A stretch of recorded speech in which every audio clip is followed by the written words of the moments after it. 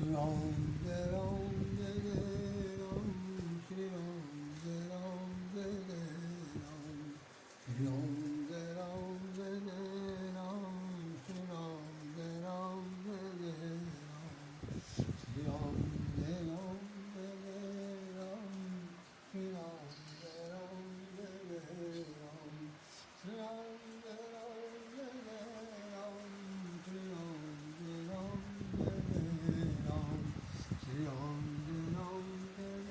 Jai Ram Shri Ram Jai Ram Jai Jai Ram Hari Om Tashat Hari Om Tashat Hari Om Tashat Hari Om Tashat आज ये भगवान का विराट स्वरूप है और ये विराट स्वरूप खासतौर से महाभारत के युग में भगवान श्री कृष्ण ने अर्जुन को दिखाया। यहाँ जो आज देवनी एकादशी का व्रत है दुनिया देख रही है और आज से 4 माह के लिए वो सहन करेंगे भगवान श्री हरि। जैसा कि अखबार में ये बात लिखी गई है और तक विदित है कि अब आज से चौमासा लग जाएगा और भगवान सहन करने चले जाएंगे। आइए हम लोग इसी पर बातचीत करते हैं। देखिए भगवान जो है सहन कर रहे हैं और उनकी सहन करने की जो स्थिति है वो दिखाई जा रही है और आज के बाद से उनका पूरा जो कार्य है कह रहे थे अब जो कार्य पालन का है जगत पालन का है वो भगवान शंकर को सौंप दिया गया वो भी दिखाएगा। आइए हम लोग इस पर बातचीत करते हैं।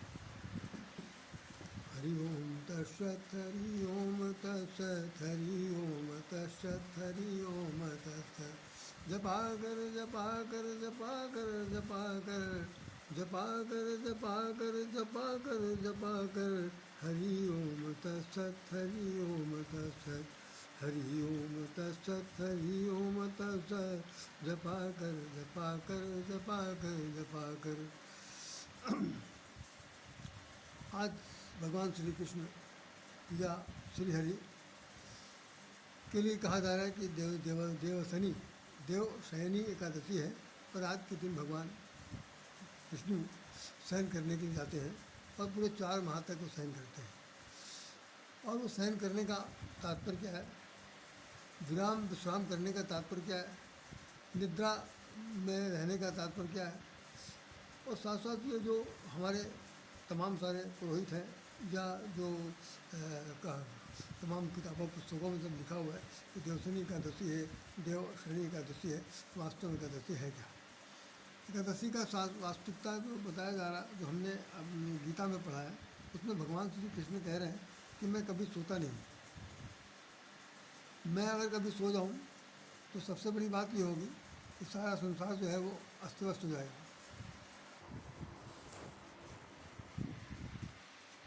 भगवान ने गीता के 3रे अध्याय के 24वें श्लोक में कहा है कि यदि मैं सो जाऊं या निष्क्रिय हो जाऊं, कोई भी काम न करूं, तो निश्चित रूप से समझ लीजिए सारा संसार जो है वो नष्ट हो जाएगा।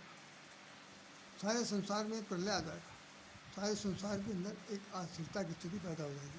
तो उसमें लिखा हुआ है कि इसलिए यदि मैं कर्म न करूं तो ये सब मनुष्य नष्ट भ्रष्ट हो जाएं और मैं संकरता का करने वाला हूँ तथा इस समस्त प्रजा को नष्ट करने वाला बनूँ। इसलिए मैं निरंतर कर्म करता हूँ। कर्म में आसक्त हुए अज्ञानी जन जिस प्रकार कर्म करते हैं, आसक्त रहित विद्वान वे लोग संग्रह करना चाहता हुआ भी उससे प्रकार कर्म करें। तो पहली बात तो यह है कि भाई यहाँ पर जो बात लिखी हुई है, यहाँ जो सेंटेंस लिखा गया कि भगवान सहन करते हैं, तो भगवान सहन वहन कुछ नहीं करते। इन दिनों वो जल की वृष्टि करते, बादल बनकर विशेष रूप से वो बादल बनकर पूरी धरती पर पानी बरसाते हैं।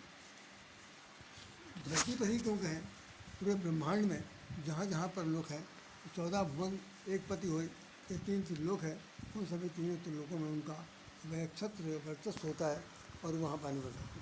तो कह रहे हैं कि मैं सूर्य के समान तपता हूँ, जल बरसाता हूँ और सृष्टि में सृष्टि के कल्याण के लिए जीवित रहता हूँ। तो हम समझते हैं कि जो देवशनि एकादशी है वो वास्तव में देव भगवान को विश्राम करने के लिए नहीं है, बल्कि वो दूसरा काम चार्ज में ले लेते हैं कि भाई हमें जगत के कल्याण के लिए पानी में बरसाना है। धरती अगर जल से जल प्लावित नहीं होगी तो अन्न नहीं उत्पन्न होगा, अन्न नहीं उत्पन्न होगा तो सारा संसार भूखों मर जाएगा।